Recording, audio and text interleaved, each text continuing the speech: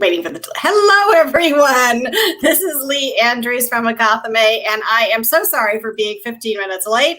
And thanks to the gracious Dana, who actually pinged me and said, "Am I in the right place?"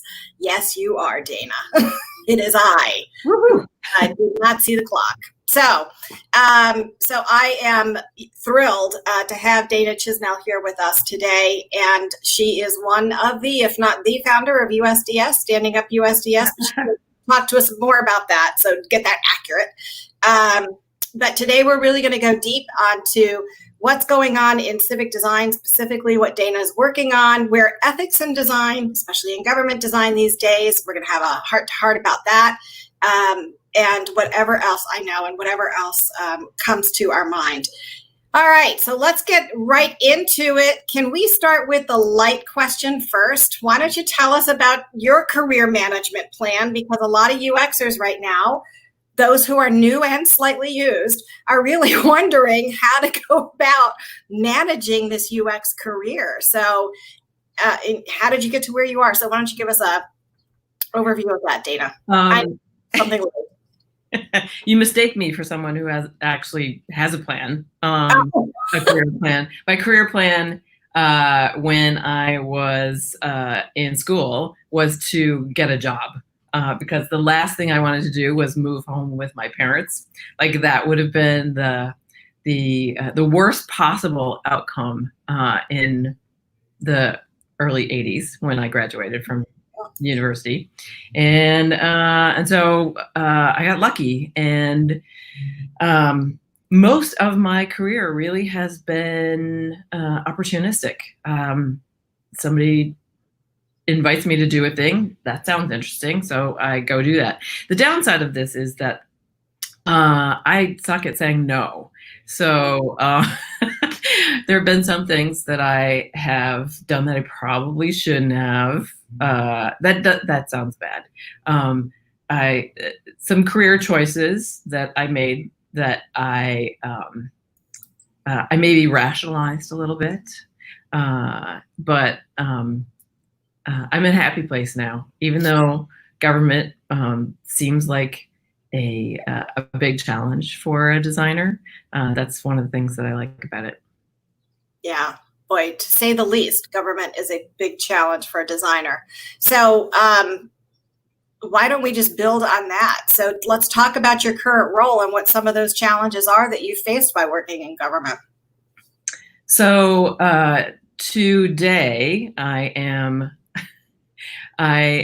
working with the California Office of Digital Innovation, which is part of the California Department of Technology.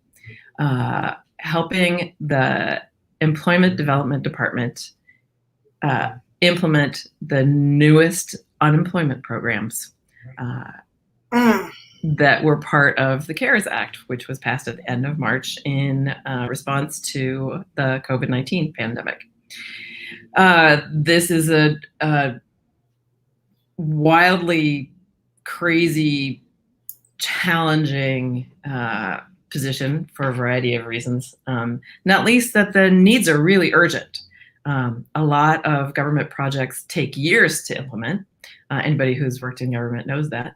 But when the unemployment rate in a state like California spikes from around 4% to 14.5% in a few weeks, that's really bad. And a lot of people are hurting. And so that mission is key to what gets me up every day. So wait a minute, Dana. So you're working with, I mean, California is the largest state, right? Citizens, right? Population. Yeah, 40 million population. Mm-hmm. 40 million in population. Mm-hmm. 14% of those people are trying to get unemployment. Yeah. Are you talking to these people? I mean, and I do want to talk about the research. I mean, this is going to probably start tear shedding, but how in God's name are you doing the research on this? Well, there are a lot of people available for interviews. I say that lightly, but honestly, I put the word out in all kinds of networks and ask to get time with people. So yeah, I started doing research at the end of March, beginning of April, to interview people about what it's like to try to get benefits right now and what their experience has been, specifically with California. But now, in addition to the work with California Office of Digital Innovation, I am running a big research project with an amazing team that's funded by New America to look at the broader picture across the US of what it's like to try to get benefits right now, and how people are coping while they're waiting for government to deliver those benefits. So over the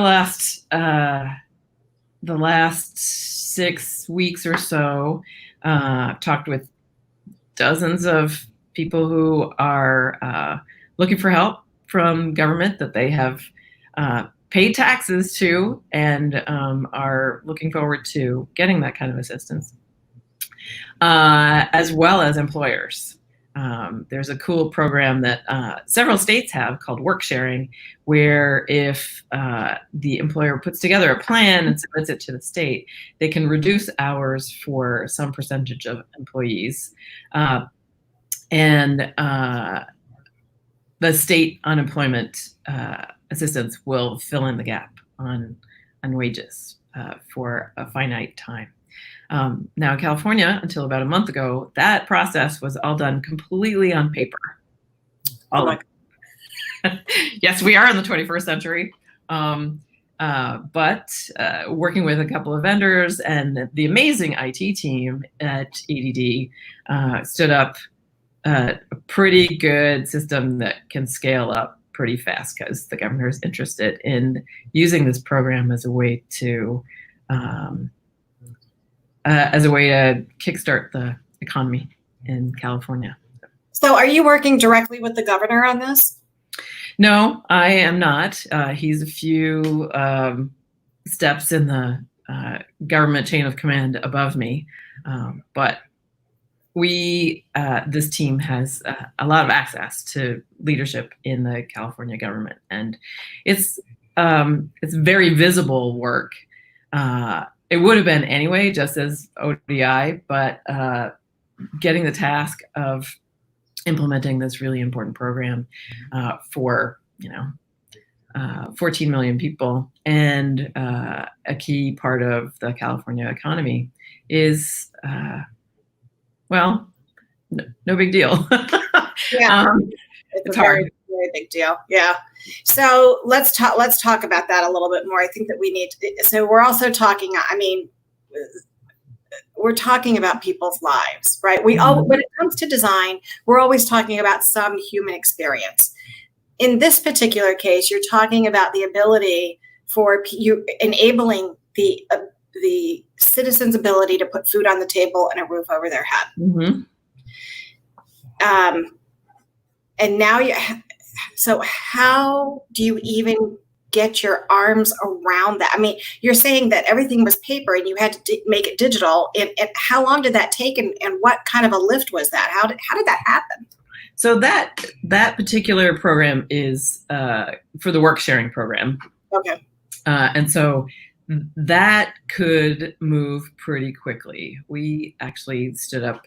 The first thing to do was on the back end replace 3 databases where the clerks actually had to enter the same information in 3 different systems to do 3 different tasks. So we replaced that, and that I didn't have a ton to do with that. That was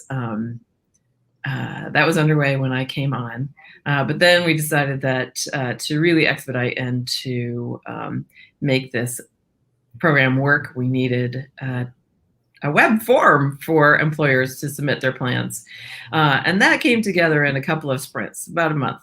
And we continue to iterate on that and to improve it.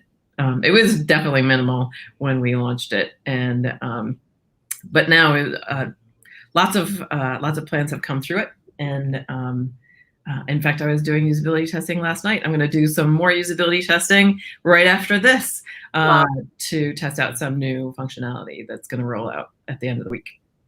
All right, so let's go a little bit deeper into that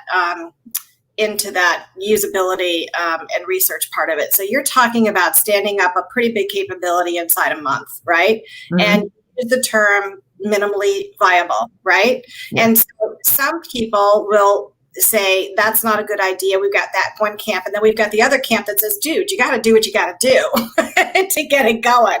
So, and then there's that whole, this is sounding very lean UX, right? To some people to do something that big of a launch. But so talk to us about how you decided to go about this approach. That's I think where the magic is going to happen.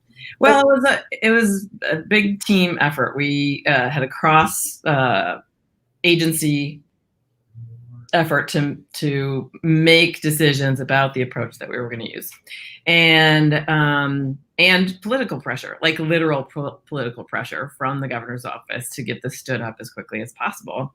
And so the combination of the collaboration and that kind of pressure is very clarifying in the decision making. And so, but a thing that I want to say about minimum viable product is in the lean practice, what that means is making a thing that you can put in the market to see how it does with your intended customers. It is an experiment. That is not going to work in government. Plus, we already had an MVP. We had a paper process. We knew that there was a market for this because people were already using the program, and they apparently found so much value in it that they would go through all the steps that it took to fill out the paper forms by hand, put them in an envelope, mail them to the Employment Development Department, wait for weeks in many cases to get a letter back in the mail about your approval. So like there was an MVP already. We knew that there was a market. We didn't need to do that. So when I talk about minimum web form for employers to get their plans up, it was really like, what's the baseline functionality that we need to have to get the data from the employer into the system so we can process an approval as quickly as possible. And that's a big difference. Those are very different frames. Yeah, that's a very big difference and a very good distinction to make, especially as you're.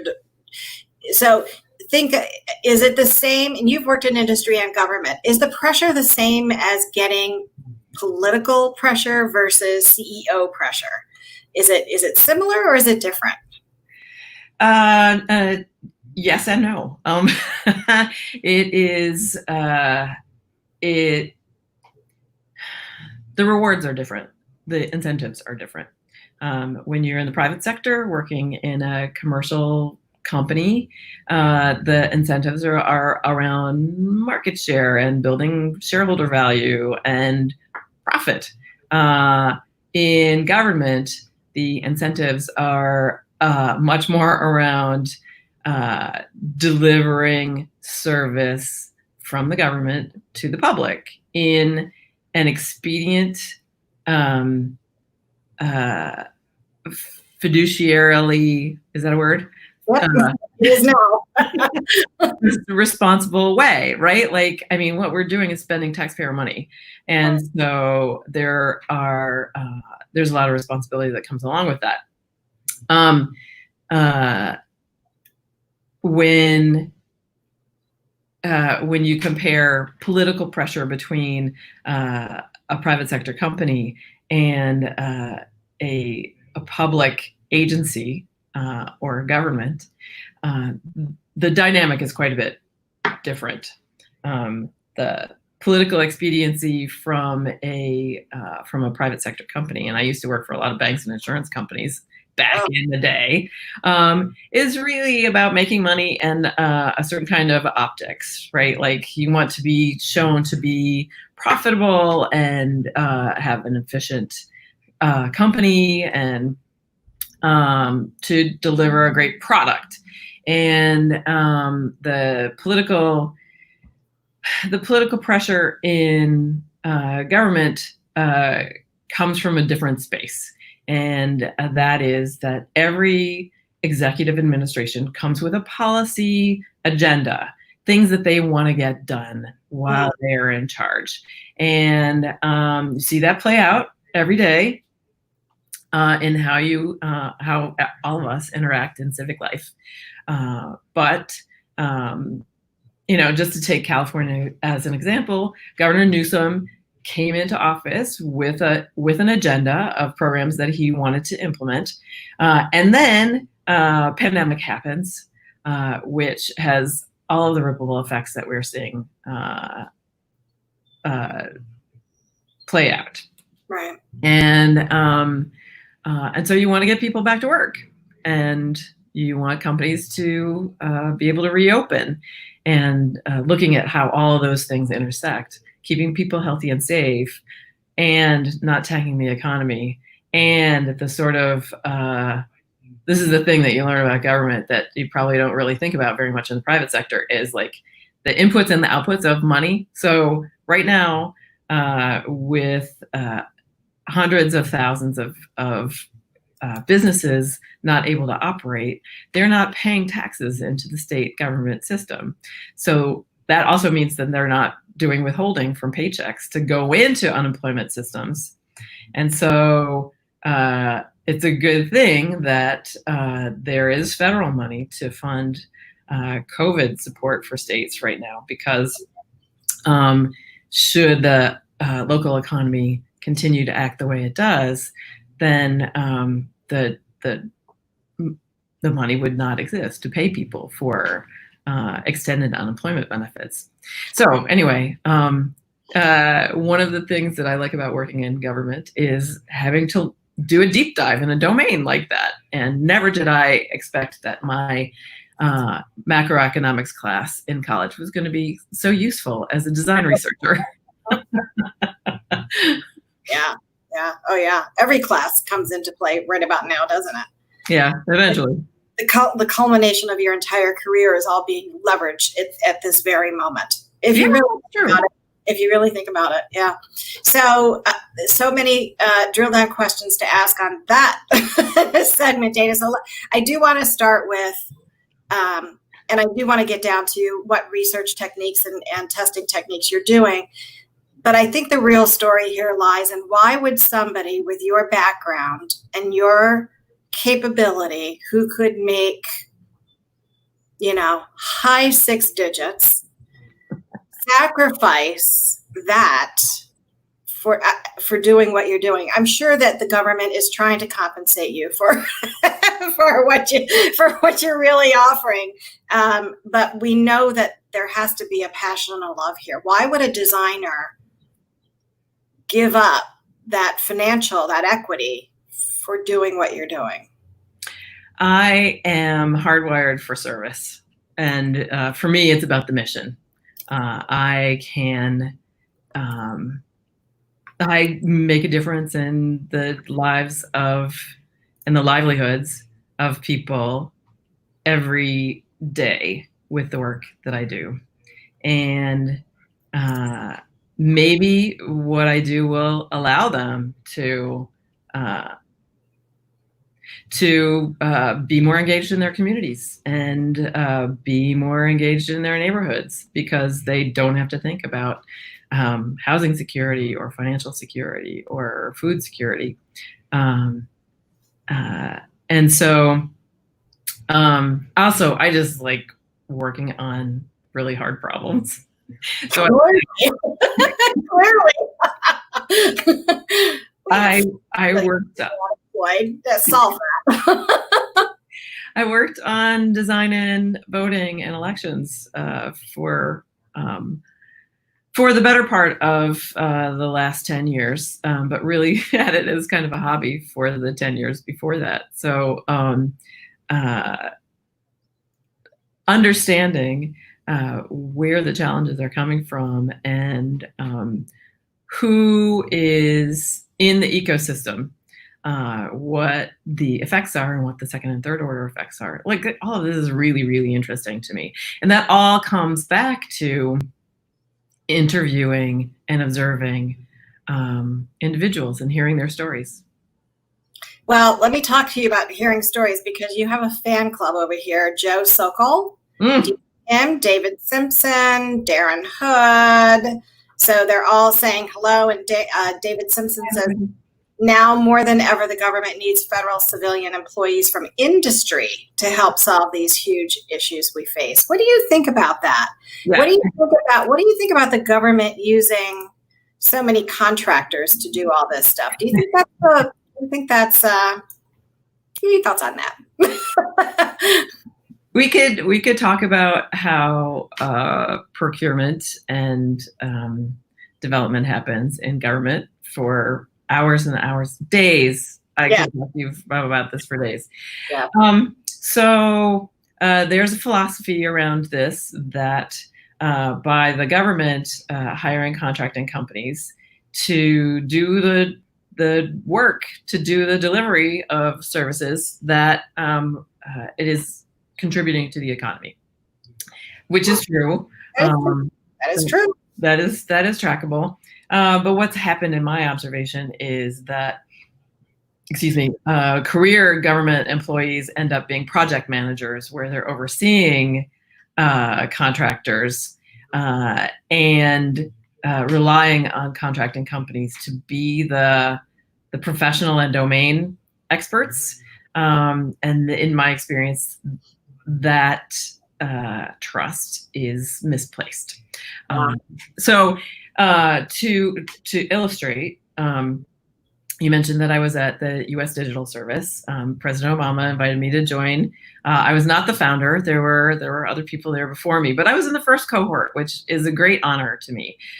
So President Obama formed the U.S. Digital Service in 2014 after seeing a dozen or so people show up from the private sector to help healthcare.gov stand up and work after it had a failed launch in October of 2013. And so when he saw the kinds of practices that this really fantastic group of professionals brought with them to working with government contractors and government career folk to get things done, he's like, I want me some more of that. Can we formalize that? Now, a whole bunch of people had been trying to do something like this for a while, but healthcare.gov was definitely the catalyst for putting it in place. And so we got to see that play out. I had a tour of duty of about 2 years. I was working with U.S. Citizenship and Immigration Services mostly, though I did a bunch of other work too. And that was definitely the situation at USCIS. We were doing a digital transformation for software for immigration officers. And I had to learn about immigration. I had to learn about like where they were in their adapting of agile processes.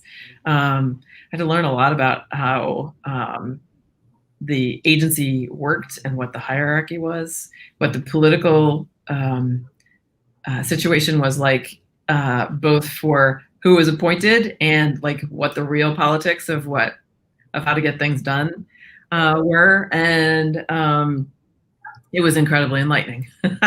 So, but it's also been one of the best experiences I've ever had in my career. And I would strongly, strongly recommend that people go do public service, do civil service at any level. There are a lot more positions open now than there ever have been. Wow. And I just really highly recommend it as an experience and as a way to learn and grow in your professional practice. Yeah, it's interesting you say that.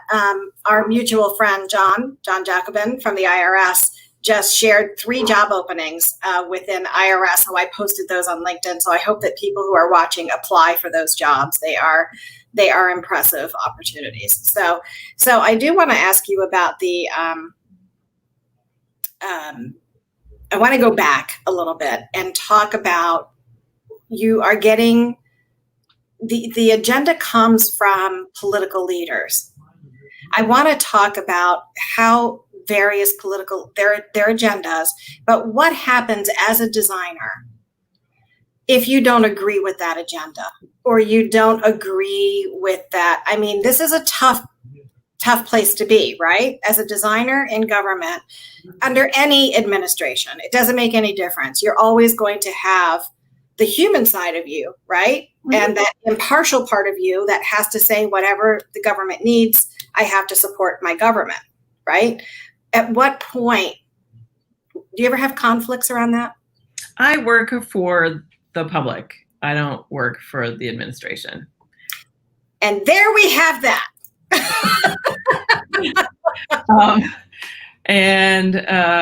That sounds really easy, and it's not. But I would also argue that people who work in tech right now also have that same, they should be asking themselves the same question, right? Like, who do they work for, really? And how do they justify the work that they do every day? But to come back to the considerations in government, all I can say is right now I am really happy that I am not in the current federal administration. My friends who are struggling every day to keep doing the good work for the public. There are more challenges than there have ever been, and I really admire them for staying and continuing to get work done, to deliver service to the American public. It's never been harder, I would argue. Now, having said that, in the federal government, you have choices about where you're going to work. You may come in in one agency, but there is some bureaucracy, but it's not impossible to move around. And so if you are, if you're passionate about immigration, but policies are not putting you in a place where you're feeling good about your work, you can move to a different department, or you can move to a different agency. IRS could actually use a lot of help right now, so I would really encourage people to sign up for that. But the Veterans Administration is always going to need people, and serving veterans, like, it's hard to argue that there's anything more important you could possibly do. So there are options for you if you want to stay in government, but of course, there's always the option of leaving. And if you intend to make a career in government, there are also options for leaving for a while and coming back without losing your seniority. And so those are worth investigating. This is also a good idea just to get some exposure to current outside practices and to, sort of refresh what you're doing as well. So I know a lot of people who worked in government for a really long time who went out to the private sector for a couple of years and then came back. It's not. Yeah. I know quite a few who have done that, and I know there's quite a few waiting in the wings to do that. So, and then there's that again, Dana, right? Dave Simpson asked, "No more than I'm not sure if I already said this or not. Now more than ever, the government needs federal civilian." I think I already said that. So, and David, you are so right. I said it twice. So, yes, I think we're all agreed on that. Yes, we're all agreed on that. So. Now let's get into a deeper dive on the type of research that you're doing. And we're going to get back to let's go to Joe's question first. Joe asked, how will government work, especially in the experience design space, change WRT COVID-19? And that's working remote. Will more remote work become de rigueur? You've known me for so many years. Why would you do that? De rigueur. Did I say that right? Rigueur? I think it is de rigueur. De rigueur. And WRT is with regard to, which is a very governmenty thing to say, Joe. Good job on that. I think that working in government has probably changed forever. I think it is to some extent going to be easier to work remotely. I will say, like, I live outside Boston in Andover, Massachusetts, and working for California right there is a big challenge. But I would not have been able to take this position if before COVID, because you had to be in Sacramento to do this work. It is harder to do it remotely. It was so much easier in DC when I was at the digital service, because I could just walk down the hall or invite somebody to coffee and have a conversation. Now, remotely, everything is much more formal, right? Like, and a thing that you get conscious about when you work for government is like what you put in emails. Oh, but email is everything. Email is the killer app in government. That is the way to communicate and get things done.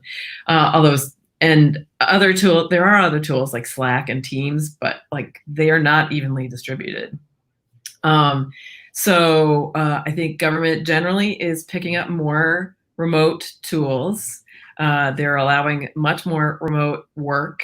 I think some of that will continue post-COVID because there are definitely advantages to that.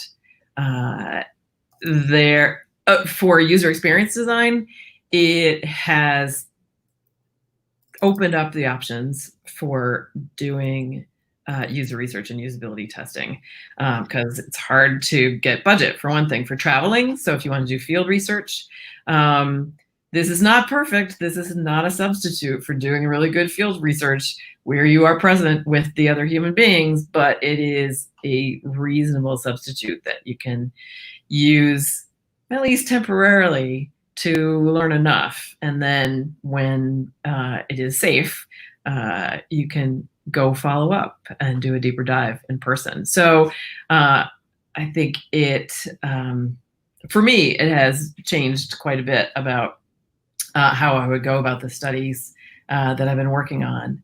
And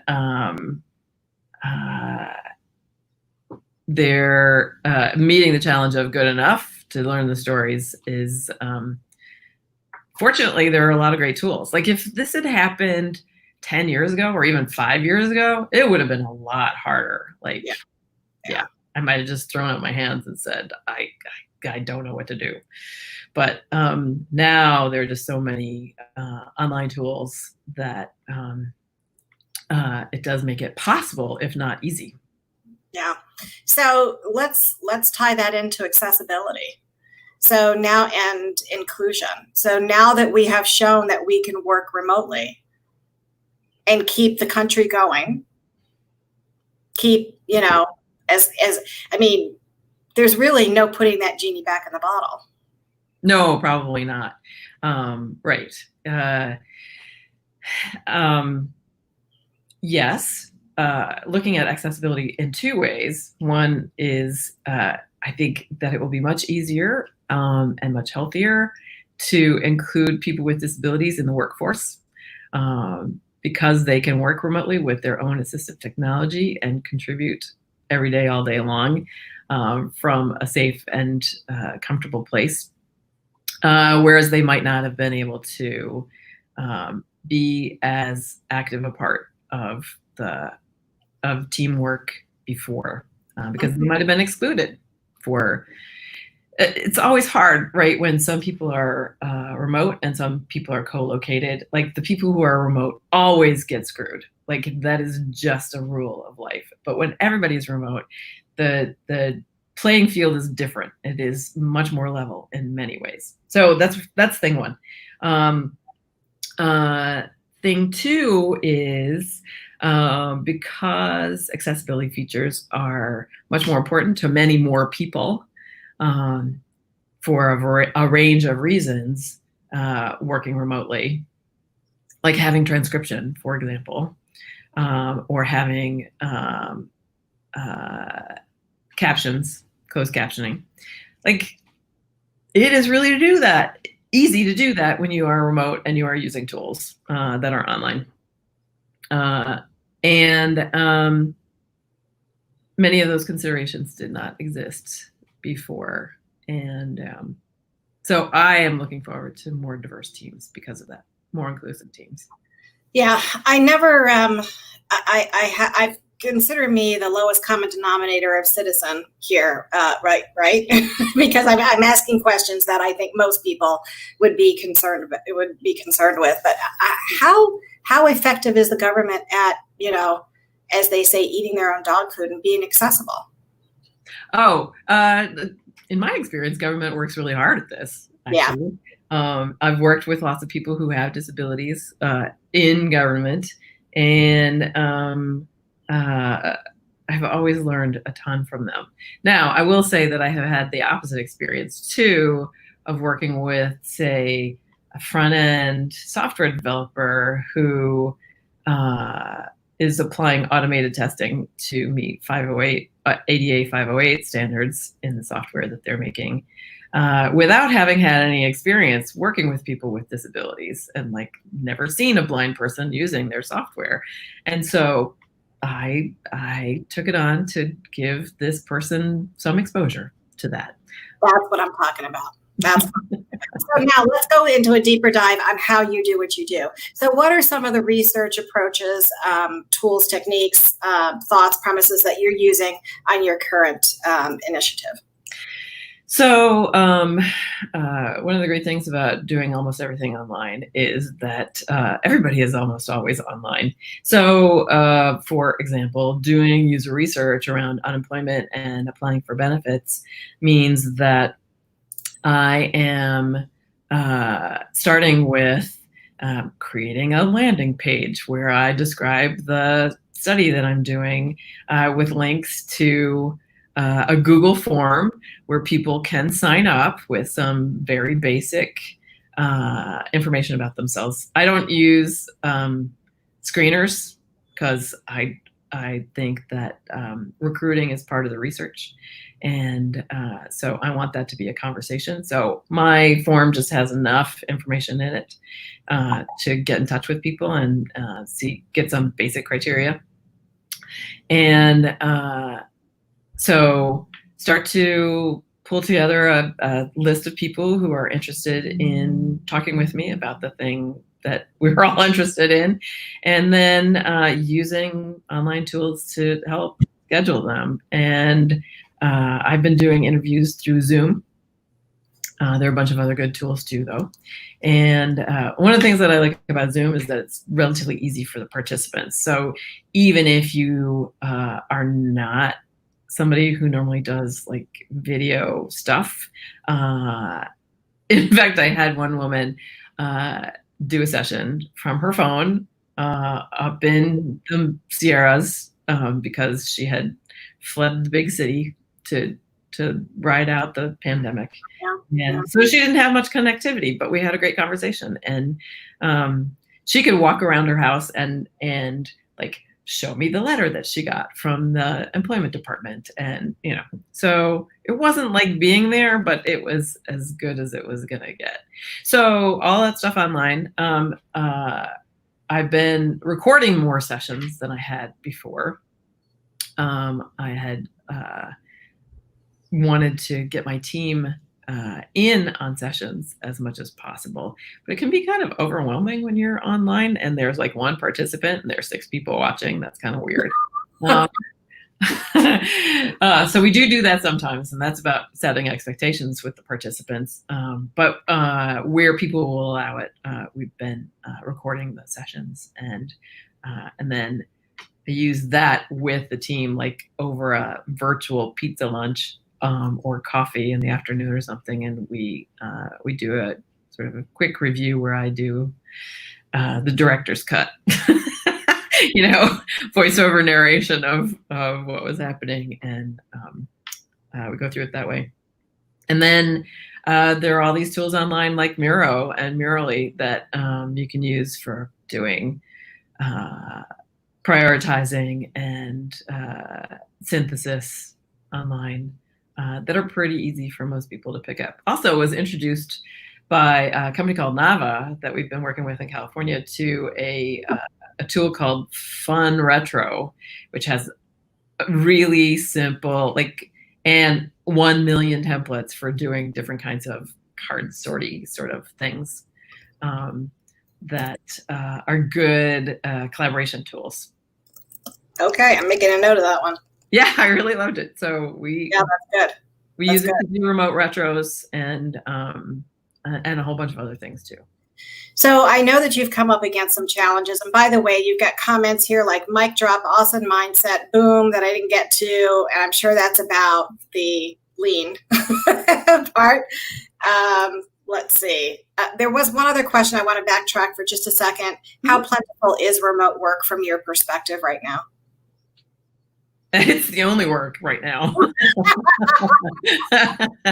Well, I think what Darren's asking is for new people, for people coming into the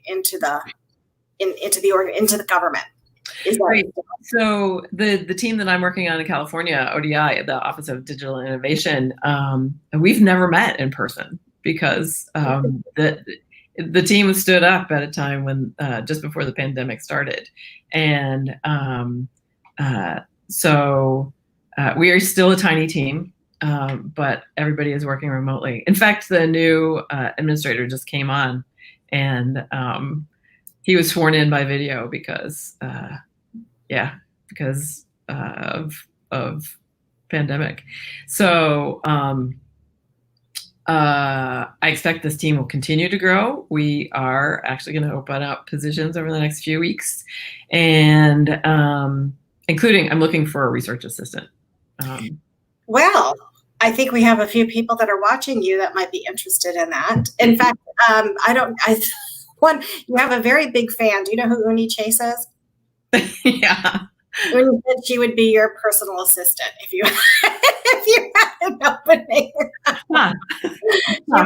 She was on last Friday. So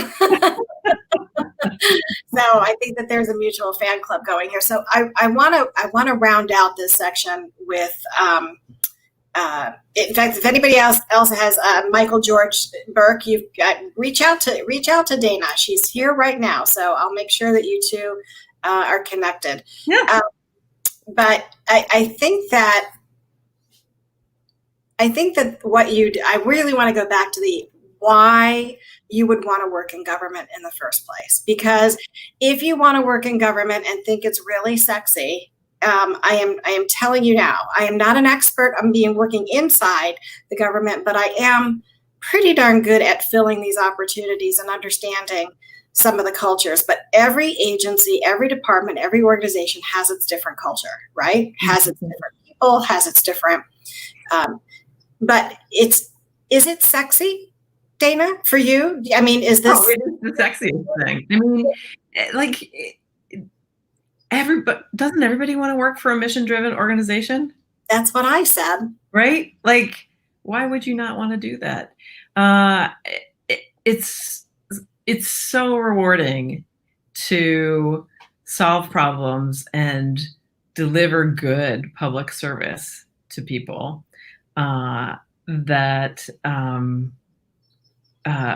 I can't really imagine doing anything else. I personally don't have the patience of a saint like you do.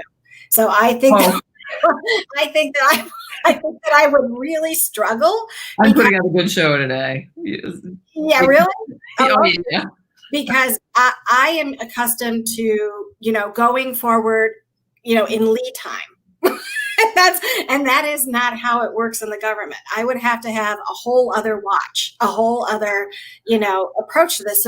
So what are the soft skills that people need to possess to work in government? Because it is not for everybody.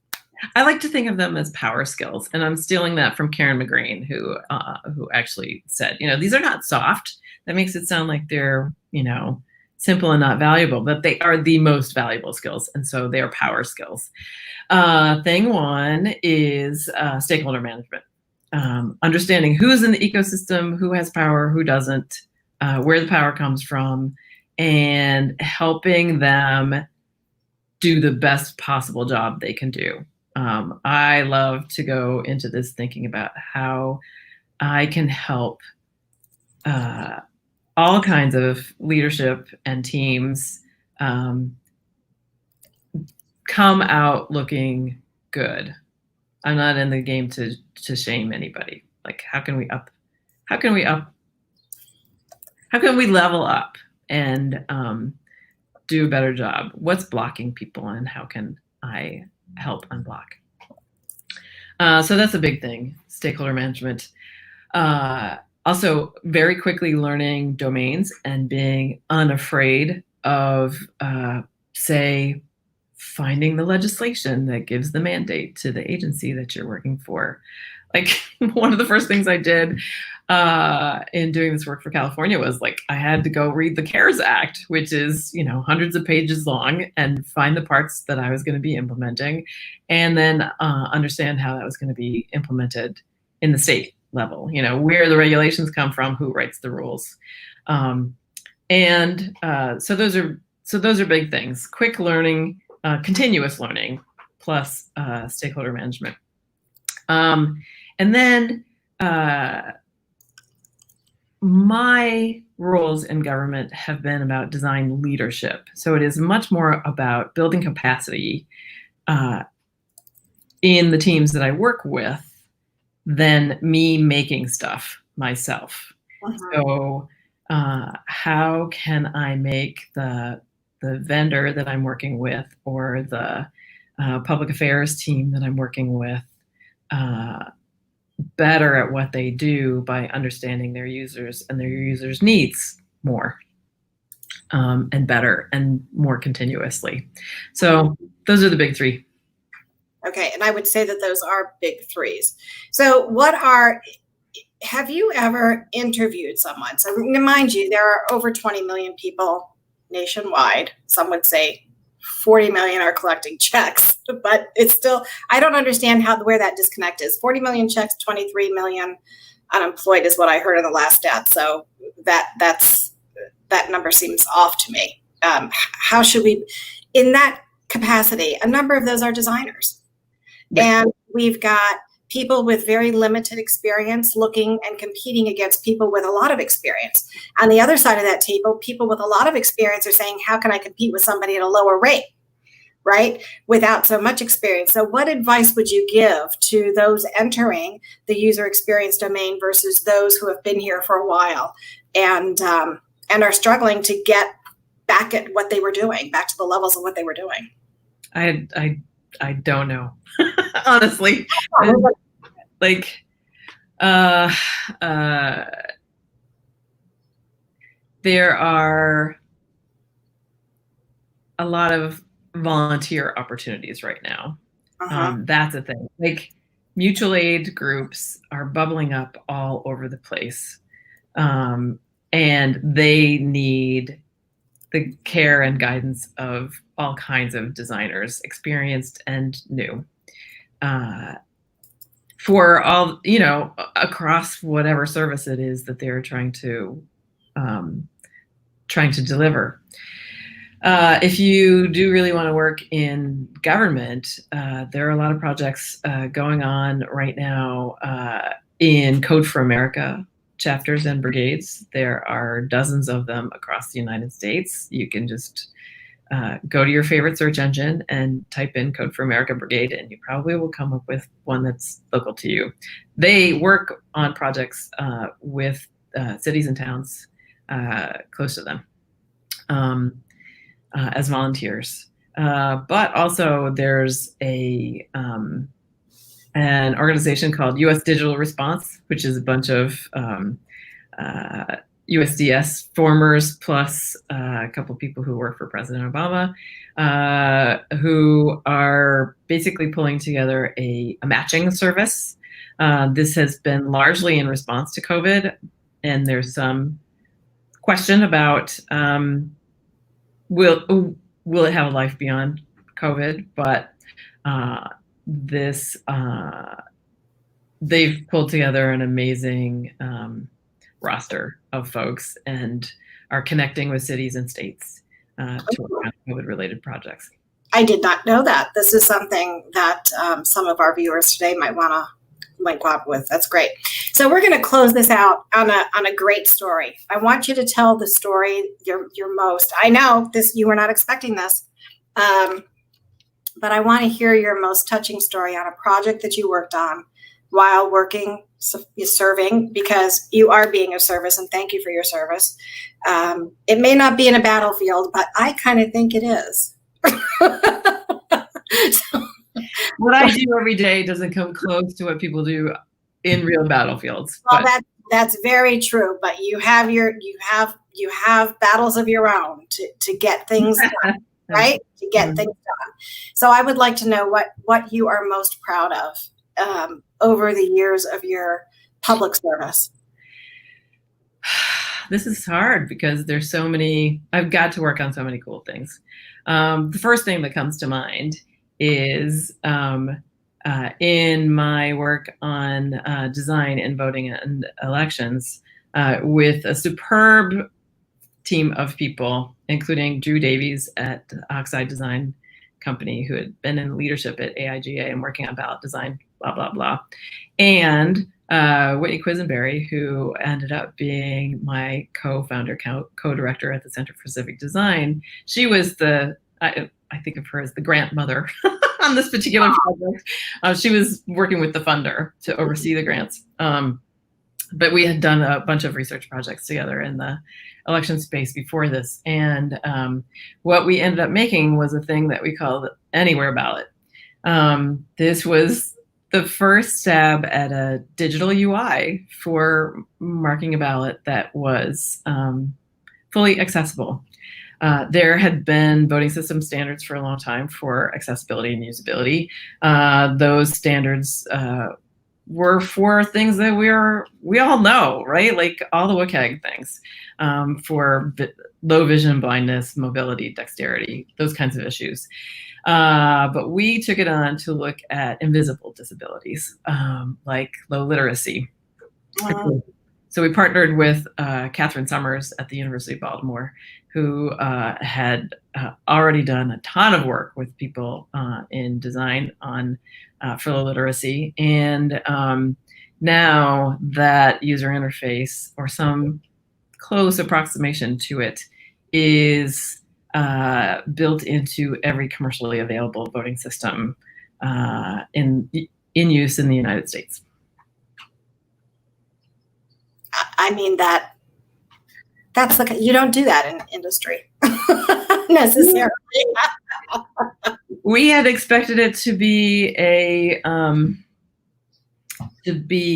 just an experiment. Like, we made a prototype and sort of put it out into the world and put a Creative Commons license on it, and didn't know if it was going to go anywhere, but it has. And so what made me think of this, that one of the reasons that I'm super proud of this, is all of the participants in the studies that we did and the usability testing that we did were people with low literacy or short-term memory loss, and or other kinds of aphasia. And those, I'm going to say I learned the most from doing that work of any user research and usability testing I've ever done before or since. Doesn't that kind of choke you up? Oh, actually, for one of the sessions that I did, I had to leave the room and take a break because I needed to go cry for a little bit. That's intense. That's intense. They were. I don't think I've ever done that on a project to grow revenue. No. Now working with people applying for unemployment and possibly other benefits. It happens all the time. And one of the things that we've built into the safety net research project that we are working on right now with New America, and my amazing team of researchers, is like time to process what you're taking in, like not just analyzing the data, but like, yeah. You have to. Which I'm going to close this session down now and round things out. This is what I heard, that the difference between working in industry and government is very different. One is for profit, one is more for service. However, there are industries out there that work with government, and so therefore that profit is going for service to the American people. So there's that. I see. Rationalize that. There's that. Yeah, you can rationalize it and go to sleep that way. So the other thing is that if you are going to be good at design, you need to understand the organization, how the organization works that you're working within to get things move forward. But you also have to understand the people that you're serving. So you have to be open to learning and continually learn about the audience that you're supporting, the industry that's supporting, the capability. It has to go you have to go way beyond just having your design skills carry you through. You have to have business acumen. You have to be able to learn things and understand. And the last thing that I think that I would take away from this is that you do have your own ethics and morals and principles to stand up for. And you have a choice. There is always a choice. Yeah. And then I will tack one more thing on that. To be a leader, you have to focus on capability. That ego has to be out of it. Dana has absolutely no ego. She focuses purely on the goal and the outcome, the desired outcome, and she cares about the individuals that are part of the problem and solving the problems for them. She's not solving it for anybody else. Her sole focus is the end user, and that is where her research begins and ends. And I got to close out now, man. This is getting too intense even for me. So Dana, thank you so much for being here. You have no idea how much I honor what it is that you have done and will continue to do until you don't want to do it anymore. So if you can stay on the line, I'm going to close out the broadcast and thank Joe and everybody else, Darren and Michael. Michael, connect with Dana. So take care, guys. Bye. Thanks, Lee.